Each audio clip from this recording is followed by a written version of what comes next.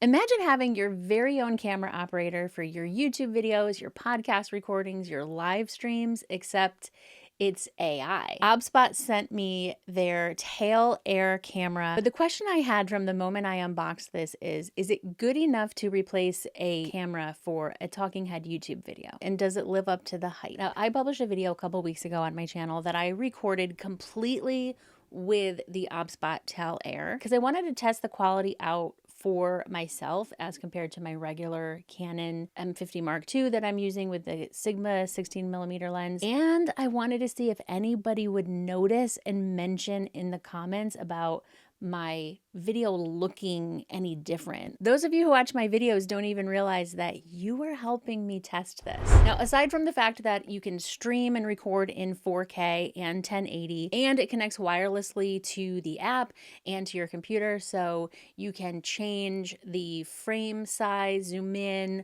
wide, all of the settings and everything you can do right from your phone without having to fiddle with the camera itself. So you know I love a set it and forget it setup. But the human tracking ability on this camera is really, really cool.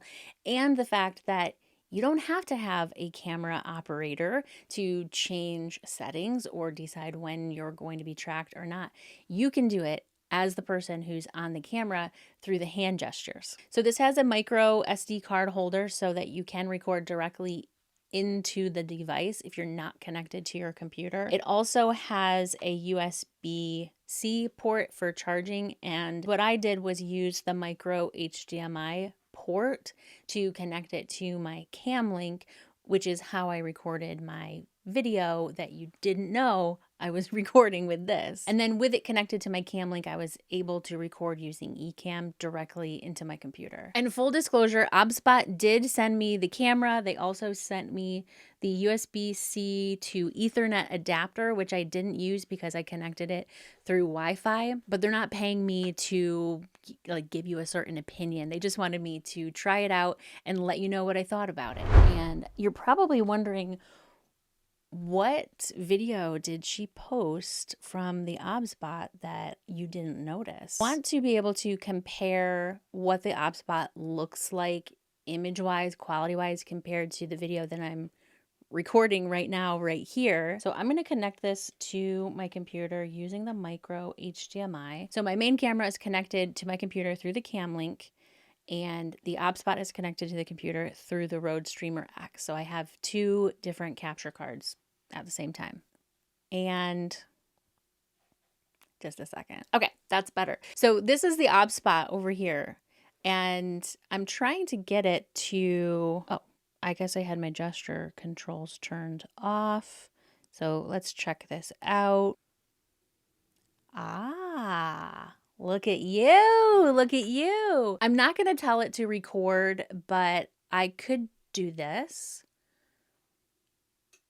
And I could do this again. It's going to zoom back out. Now, one thing I noticed just kind of looking at my screen here is it's focusing on the stuff behind me and not on me. Is this a setting in here? I got face autofocus on, but it's not. It's really not focusing on my face that well. But it will follow me around. So if I move over here, do you want a tour of my office? Of course, my microphone is down here, so I guess I'm not going to be able to give you a tour. So let's bring this back over to me. See how cool that is? And not only does it track your face, but it can track objects too. So right now I have it set to track this lens, and you can see as I move it around, it's tracking right along with me, and it works really well in low light too. I don't have my studio lights on at all. So let me show you how to actually track things. So I'm selecting this box select tool. I could decide to track my keyboard, and then as I move my keyboard around, it's going to move wherever. One thing I really like about the OBSBOT is how easy it is to use the app to control what the camera is doing, but you're also able to see what the camera is doing in that top right-hand corner of the app. So I just switched that lens out and it's still tracking. I can use a little gimbal thing down here to like adjust it down a little, just to kind of like adjust my framing. I don't know which camera to look at. Still kind of wants to put my head right in the middle. Okay, so I can adjust the frame on my phone and it will just go there and it's tracking me. So it's a little hard to do a comparison between the two cameras, but I'll put them side by side where I'm talking to the OBSBOT over here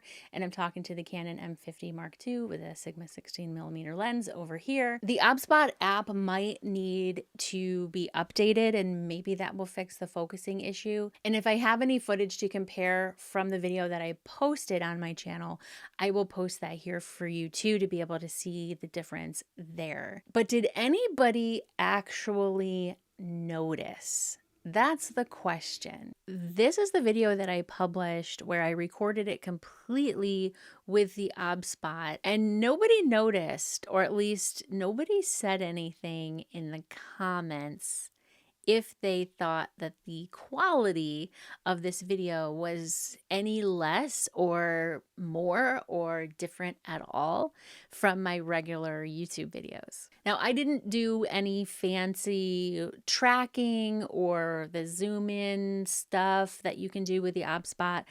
Any zoom ins that happen on this video happened just like in the edit. But what I notice when I look at this is that my face is in focus, but so is everything behind me. But nothing is very crisp, you know? And it's also not really fair to compare a camera like the OBSBOT with something like what I'm using here, which is a 16mm lens, f1.4. It's probably at like 1.8 or 2 to record this. So it's going to give me that nice blurry background. The lens is just not the same. And so I think you just have to kind of take that into account. If you need a camera to track you and move with you around a space, and if you're doing that stuff while you're live streaming, and if you want to connect multiple OBSBOTs together and have multiple camera angles and be able to easily control it with an app, then the OBSBOT is definitely something that you want to look into. One thing I really appreciate about this is it obviously does have like a regular tripod mount here at the bottom, so you can just put this on your tripod, but it's also completely flat. So I could set this on my shelves. I could set this on a windowsill, wherever I feel like making videos. And then if I turn this on over here, you should be able to see that it communicates with you through these lights. So I believe the price on this is about $500. And there are a few use cases that I think are probably going to get the most use out of a camera like this. But as far as how it operates, how it's built, whether it does what it says it does, absolutely. If you create a lot of talking head style videos like I do, and you're looking for something to be stationary and you're going to be stationary, like for YouTube videos or Zoom calls or a video podcast, you probably don't need a camera that's going to pan, tilt, zoom, and track you. But if you're doing cooking, woodworking, crafting, teaching at a whiteboard, it's definitely a great option that I think will allow you to create more engaging videos and reduce on the amount of time it might take you to edit different camera angles or scenes or something, because you need to be able to like constantly be in the frame. And so with this, you can constantly be in the frame. And there's so many other factors that go into having a good, crisp, clean, clear, watchable image on YouTube. So I will queue up my Crush It on Camera series here for you, because no matter what camera you're using, no matter what gear you have, if you're creating talking head style videos, you can really upgrade the quality of how your videos look and sound with just a few extra tweaks.